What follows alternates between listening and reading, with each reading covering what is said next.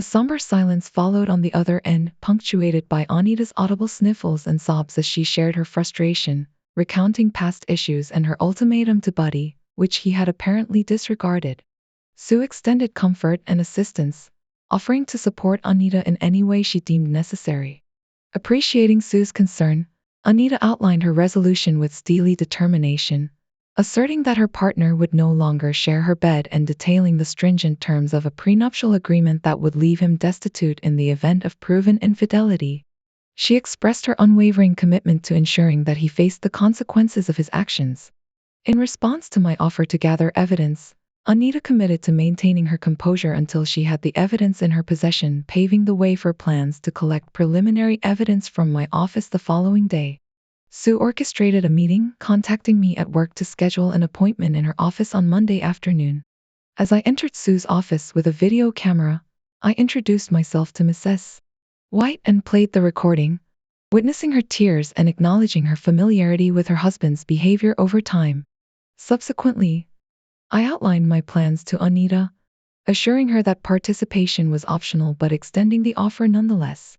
Anita, in turn, disclosed the years of intimidation she had endured, expressing her desire to turn the tables on her husband. Following the meeting with Anita, work became an unwelcome distraction as the lingering effects of Lynn's words in the video affected me deeply.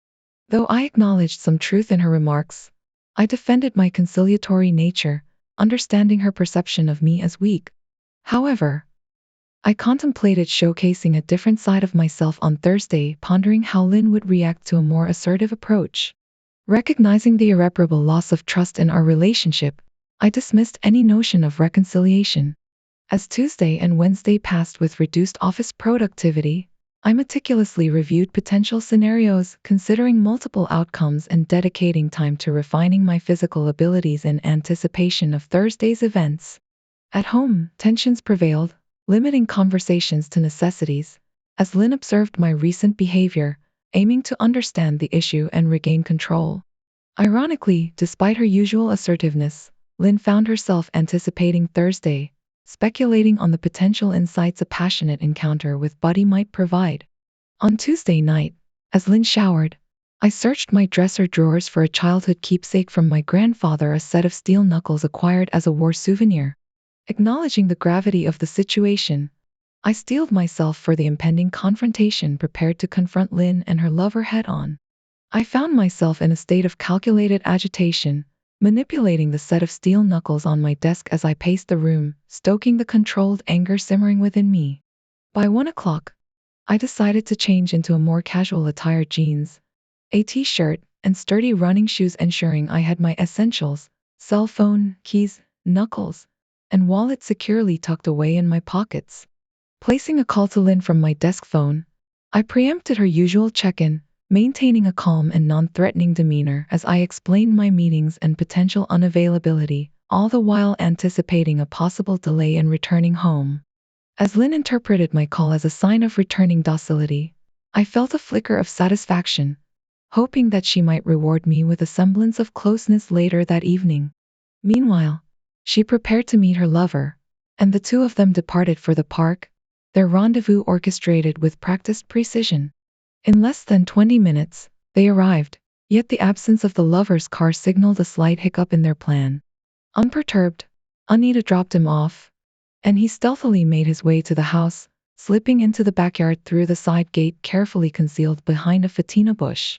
Nervously checking the time on my muted phone, I waited anxiously as Lynn emerged in the backyard, dressed provocatively in a string bikini, her movements deliberate as she surveyed the surroundings before settling into a lounge chair under the pecan tree. Seizing the opportune moment, I slipped through the slightly ajar side gate, circled to the front door, and, using my key, quietly let myself in.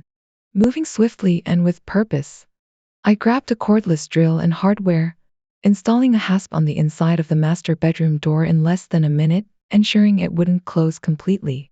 Heart pounding, I moved to the guest room, where I retrieved the video camera and adorned my right hand with brass knuckles, my resolve unwavering as I waited for the final confrontation.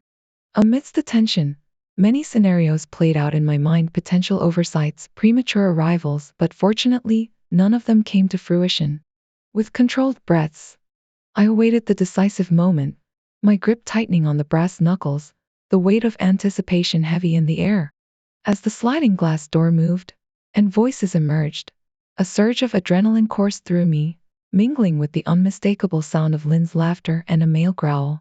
Peering through the slightly open guest bedroom door, I captured the unfolding scene with the video camera, the darkness of the hallway posing a challenge to visual clarity, yet the audio remained crucial.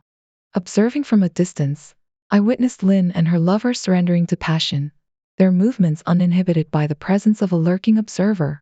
With every moment that passed, the desire to capture the undeniable act intensified, fueled by the suppressed rage that simmered within me.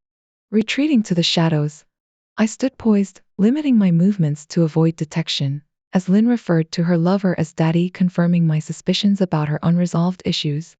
Anticipation of the impending retribution pulsed through me, a potent mix of vindication and righteous anger propelling me forward. The tension in the room was palpable, thick with the weight of betrayal and deceit as I stood on the brink of confrontation, my heart pounding in my chest, fueled by a mix of determination and fury. With every breath, I could feel the anger coursing through my veins, driving me forward toward the inevitable showdown that awaited. Buddy's voice, dripping with eagerness and desire, echoed in the air once more, a cruel reminder of the betrayal unfolding before my eyes. I watched in disbelief as he hovered over Lynn, their bodies entwined in a dance of deceit, their movements synchronized in a macabre display of infidelity. But I could not stand idly by and watch as my world crumbled around me. With a silent prayer for luck, I reached for the brass knuckles, my fingers wrapping tightly around the cold steel as I steeled myself for what was to come. In that moment, I knew that there would be no turning back, no second chances. This was my moment to take a stand, to reclaim control of my life and confront those who sought to betray me.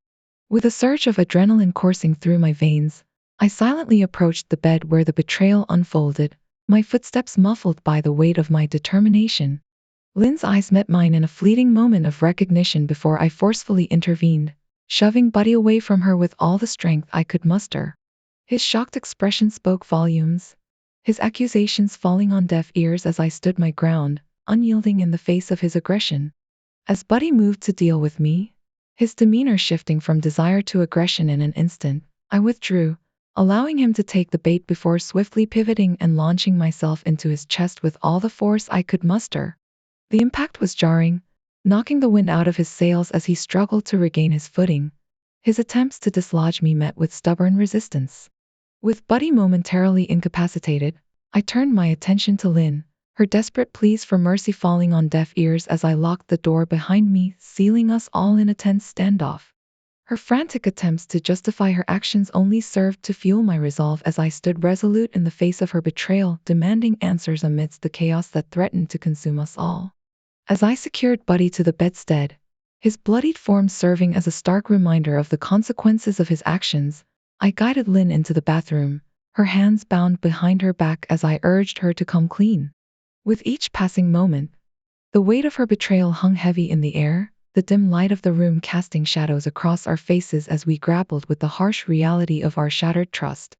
In that moment, as we stood on the precipice of truth and lies, I knew that there would be no turning back, no escaping the consequences of our actions as we confronted the painful truth that lay at the heart of our fractured relationship. This was the moment of reckoning, the point of no return, and I was ready to face whatever lay ahead, no matter the cost. As I delved deeper into Lynn's tangled web of infidelity, the labyrinthine complexity of her deceit became increasingly apparent, compelling me to unravel the intricate threads of her clandestine liaisons spanning the past decade. Despite spending the afternoon together in a tense and probing conversation, the full extent of Lynn's transgressions remained elusive, leaving me to grapple with a labyrinth of unanswered questions, each one a tantalizing clue in the puzzle of her duplicity. Could she, I wondered, deftly manipulate the narrative to downplay the gravity of her betrayal, weaving a tapestry of half-truths and fabrications to shield herself from the harsh light of accountability? Or was she brazen enough to concoct outright lies, spinning a web of deceit so intricate that even the most discerning eye would struggle to untangle fact from fiction? Throughout our fraught exchange, Lynn displayed a calculated cunning, her every word and gesture a carefully orchestrated dance of evasion and obfuscation, as if sensing that I, her husband scorned, would not rest until every dark corner of her deception had been exposed to the harsh light of truth. Yet, despite her apparent reluctance to divulge the full extent of her infidelity, her carefully guarded demeanor belied a simmering undercurrent of fear and apprehension, a palpable sense that the walls were closing in around her, threatening to expose the carefully constructed facade she had so meticulously maintained. As we delved deeper into the murky depths of her clandestine affairs, I found myself grappling with a maelstrom of conflicting emotions, anger, betrayal, an annoying sense of disbelief that the woman I had loved and trusted could harbor such duplicity in her heart. Yet, amidst the tempest of emotions raging within me, there lingered a stubborn determination to uncover the truth, to peel back the layers of deception and lay bare the raw, unvarnished reality that lay hidden beneath. With each passing moment, the tension between us grew, like a tally wound spring on the verge of snapping, as I probed relentlessly for answers, refusing to be placated by half-truths and evasions. Yet, for all my efforts, the truth remained elusive, a slippery phantom that danced just beyond my grasp, taunting me with its elusiveness and leaving me to wonder if I would ever unravel the tangled web of lies that had ensnared us both. In the midst of our fraught exchange, a sense of grim resignation settled over me, like a shroud descending to cloak me in its somber embrace, as I realized that some truths were too painful to confront, too bitter to bear. And yet, even as I grappled with the crushing weight of betrayal, a flicker of hope burned within me, a defiant spark that refused to be extinguished, driving me ever onward in my quest for closure and redemption. For in the crucible of adversity, amidst the ashes of shattered trust and broken dreams, I knew that only by confronting the darkness within could I hope to emerge whole once more, ready to face whatever trials lay ahead with courage and conviction. And though the road ahead was fraught with peril and uncertainty, I walked it with head held high, knowing that no matter how arduous the journey, I would emerge stronger, wiser, and more resilient than before. As I contemplated the fate of Buddy's testicles, a grim determination settled over me, spurred by a visceral urge to safeguard the women of our town from his predatory advances. I resolved to enforce the ironclad provisions of our prenuptial agreement, ensuring that his financial future hung precariously in the balance, his assets threatened by the swift and merciless stroke of my pen. With a cold and calculating eye, I envisioned his balls ensconced within the impenetrable confines of a vault, a stark reminder of the consequences of infidelity in our marriage. In a strategic maneuver designed to leverage his cooperation, we concocted a ruse to escort him to the hospital under the guise of a fabricated injury, weaving a web of deceit that would bind him to our will. Knowing full well the gravity of his situation, he would be compelled to toe the line, lest he face the ignominious prospect of being cut off without a dime. As I mulled over Lynn's tangled web of familial ties, I couldn't help but wonder if there was more to her attachment to her father than met the eye. Though lacking concrete evidence, I harbored suspicions that their relationship harbored darker secrets, hidden beneath the veneer of familial affection. In the event of a messy divorce, I noted with a sardonic twist of irony that her father might opt to disinherit her, as he had done with her sister, in a bid to safeguard his reputation and substantial inheritance. Even in the aftermath of our tumultuous divorce, I resolved to maintain a firm grip on the reins of power, wielding a cachet of intriguing videos like a sword of Damocles, ready to unleash their damning revelations should Lynn dare to overstep her bounds. With a cool and calculated demeanor, I issued her a stark warning as she departed, cautioning her that her ATM and credit cards would be rendered useless, save for the meager sum of a quarter, a bitter reminder of her diminished status in the wake of our fractured union. Amidst the wreckage of our shattered marriage, I found solace in the tenuous bond of friendship that had blossomed between Anita and myself, a lifeline thrown to one another in the turbulent sea of our respective loneliness.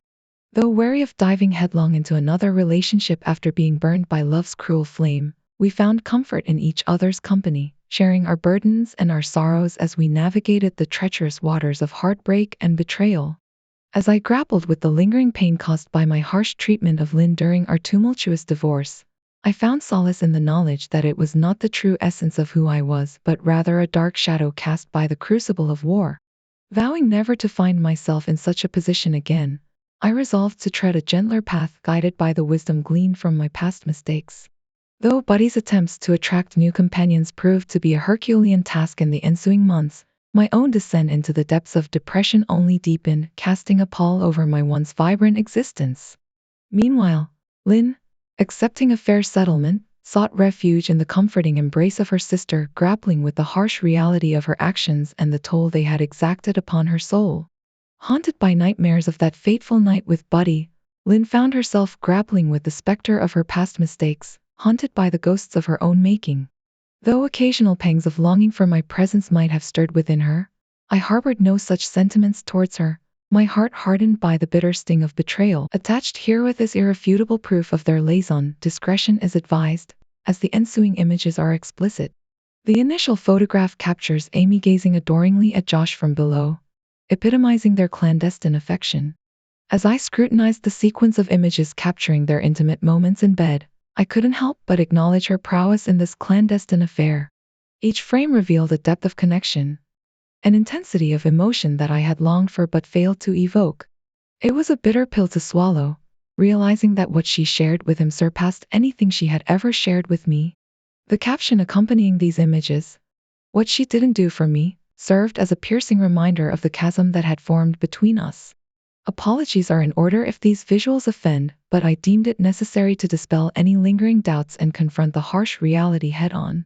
The decision to pursue a divorce has sparked a flurry of inquiries from her social circle, questions about the certainty of my resolve, the possibility of reconciliation, and the potential for counseling. Even her parents, whom I held in high regard, are now embroiled in this tumultuous affair, with her mother's silence and her father's attempts at persuasion adding to the complexity. But this is not solely a matter between my wife and me. Josh, her lover and coworker, is an unwitting participant in this saga. To Sunny, Josh's wife, I extend my sincerest apologies. You deserved better than to be blindsided by this betrayal, and your children deserve a stable, loving home. As for Josh, his reckoning has only just begun. The fallout from this affair extends beyond personal relationships.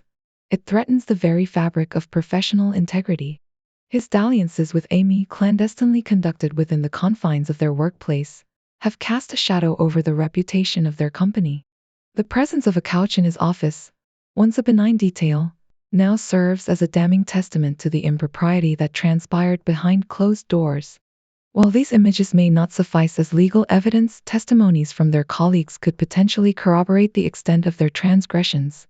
Yet, I harbor doubts about their willingness to risk their careers for the sake of honesty. Regardless, the road ahead will undoubtedly be fraught with challenges for many involved. In opting for this course of action, I sought to dispel uncertainty and cease expending futile energies on a relationship irreparably damaged. Actions, as they say, speak louder than words. Amy is on the brink of receiving divorce papers, signaling the finality of our union. As I embark on a journey of healing and self-discovery, I bid farewell to a chapter of my life tainted by betrayal and deceit. Amy, had you been forthright about your desires and chosen to pursue them without deception, perhaps we could have parted ways amicably. Instead, you chose duplicity, betraying the trust we once shared. Second chances are a luxury I can no longer afford, and reconciliation holds no allure in the face of such betrayal. The repercussions of this revelation reverberated throughout the office, culminating in Amy's anguished cry and subsequent collapse. The discovery of their affair, laid bare in an incriminating email, sent shockwaves through the workplace, leaving colleagues stunned and management scrambling to contain the fallout. For Josh, the HR director's stern reprimand signaled the beginning of a reckoning, one that would see him suspended pending an investigation into his conduct. In the end, this saga serves as a stark reminder of the fragility of trust and the consequences of infidelity. While the road ahead may be fraught with uncertainty, I am resolute in my decision to seek closure and forge a new path forward, untethered by the chains of betrayal. Josh's trembling fingers hovered over the email icon, a gateway to an unfolding saga of consequences he hadn't bargained for. What had commenced as a clandestine rendezvous with Amy, steeped in the allure of secrecy, now unraveled into a maelstrom of chaos, threatening to upend their entire existence. Initially, their liaison had been shrouded in the thrill of secrecy, a covert dance in the shadows, shielded from prying eyes.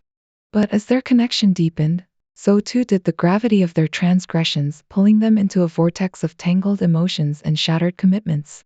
The weight of his actions bore down on Josh with crushing force as he realized the collateral damage inflicted upon Sunny, his loyal wife. Oh my God, Sunny, he muttered under his breath, grappling with the enormity of his betrayal. With trembling hands, he reached for his phone, a lifeline to the woman he had wronged, bracing himself for the reckoning that awaited. To his surprise, Sunny's voice, though laced with an undercurrent of turmoil, remained eerily composed as she answered his call. Is it true? She demanded, her words cutting through the air like a sharpened blade. Josh's heart sank as he faced the inevitability of her inquiry, knowing that evasion was futile against the piercing gaze of truth. Yes, he confessed, his voice heavy with remorse, his words laden with the weight of his deception.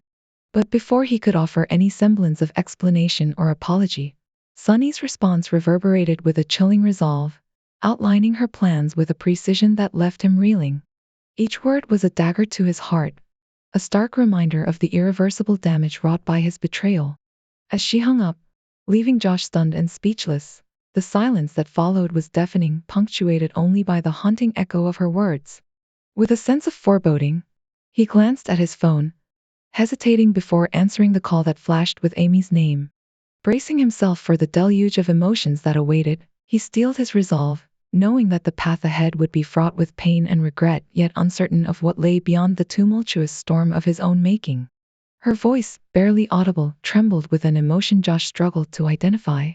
Josh, what are we going to do? She implored, her words laden with desperation. He's my life. We were planning to start a family next year. I can't bear to lose him, she confessed, her anguish palpable. Josh, overcome with a profound sense of sorrow, grappled with the weight of their actions. What have we done? He mused aloud, his voice heavy with regret. I feel the same way about Sunny, but honestly, Amy, I don't see a happy ending for either of us. If we truly loved each other, we might embrace our freedom and be together however we liked, he continued, his words tinged with resignation. But we liked each other, yet we never intended to be together. You know our careers are over. If not now, then very soon. Sunny's decision to eject him from their home left Josh adrift, uncertain of whether they would ever reconcile. I'm genuinely sorry for Ben. Do you think that if I talked to him, explaining there was no love, it might help? He proposed, a glimmer of hope in his voice. No, Amy responded firmly, shutting down the notion before it could take root. The best thing for you right now is to keep as far away from us as possible. Every time he sees you, he'll remember what we did. I'll speak to you later, only if I believe it's a good idea, she added, her resolve unwavering. I'm sorry it has come to this, Amy. You know I never meant to hurt you, Josh offered, his remorse genuine. I feel the same way, Amy sighed, a sense of resignation coloring her words. Goodbye, Josh, and good luck with that, she concluded before ending the call, leaving Josh alone with his thoughts. As promised, Ben severed all contact with Amy, refusing negotiations and court-mandated counseling sessions. Instead, he chose to confront a contempt charge, braving weekends in jail, all in a bid to avoid facing the reality of their shattered marriage. Despite Amy's initial hope, the divorce proceedings dragged on for nearly a year, a painful reminder of the irreversible damage wrought by their affair. Ben eventually returned, but when Amy's mother saw an announcement of his upcoming wedding, she gave up hope. On Ben's wedding day, Amy, overwhelmed by emotions, got drunk for the first time in 2 years. While time might not completely heal all wounds, it made the pain more bearable. Eventually, Amy began dating again, having 2 serious relationships that ended without her sharing her past. However, she finally met a man who loved her enough to let the past remain behind and focus on the future. They married, and they were happy. Amy remained cautious in her interactions with other men, particularly at work. Her colleagues jokingly referred to her as a nun because she rarely attended social events and kept her conversations with men strictly work-related. 2 years after her wedding, she unexpectedly ran into Ben, who had left town after reaching a confidential settlement with her former company to avoid a court case. He was back in town for his sister's 25th wedding anniversary celebration. Amy saw him sitting on a park bench by chance. Initially unsure if it was him, she observed him. He appeared thinner and had some gray hair. She considered speaking to him to finally apologize for her actions but changed her mind when a tall woman with fiery red hair approached, holding a boy around 2 years old and a girl of about 6 or 7 years. The girl had red curls like her mother's, and the boy had dark curls. Amy realized that she had caught a glimpse of the future that was supposed to be hers and wiped away her tears. She returned home to prepare her husband's favorite dinner. Josh and Sunny managed to reconcile after 15 months of separation. She insisted on counseling both individually and as a couple, and they also established a rigorous prenuptial agreement. Josh apologized so much that Sunny eventually lost her patience and warned him that one more apology would lead to her departure. Josh transformed into a different person, rarely leaving Sunny's side, and became a devoted family man. His new job paid less than his previous one, but he received raises and bonuses for his hard work. It took him 6 years to regain his footing, and Sunny continued to work to make ends meet despite their reconciliation. She refused to give up her job and occasionally went out with colleagues for drinks or attended quarterly work seminars. Her independence bothered Josh, but she was secretly pleased by it. Their life was different from the past, but they were committed to building a better future for themselves and their children. One day, Josh realized that he and Amy had been living a bed life approximately 12 times, with an average duration of 30 to 45 minutes. Considering the longest estimate, it amounted to about 9 hours. A stark contrast to the years of suffering and devastation of Amy's marriage. Was it worth it? Absolutely.